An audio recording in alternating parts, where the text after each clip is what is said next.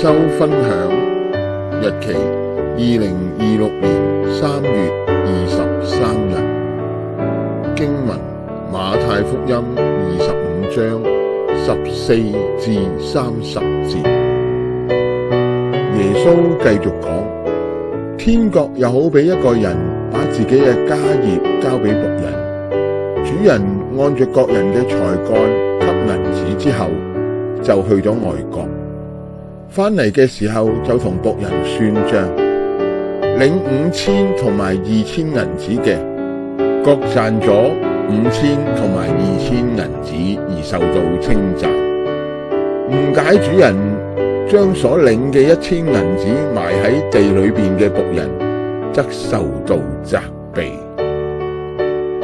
今日教會裏邊有唔少基督徒如領5000同埋2000銀子嘅僕人，善用上帝賜予佢哋嘅恩賜，以致教會興旺，弟兄姊妹互愛互助。可惜教會內亦有如領1000銀子嘅僕人，佢哋有啲唔單止把自己1000銀子嘅恩賜埋藏起嚟，亦把佢哋把恩賜埋藏起嚟嘅態度影響其他弟兄姊妹，以致教會變成也不冷也不熱，傳福音徒勞無功嘅教會。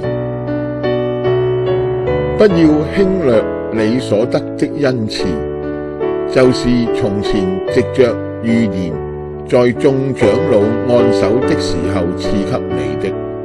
這些事你要殷勤去做，並要在這些事上專心，讓眾人看出你的長進來。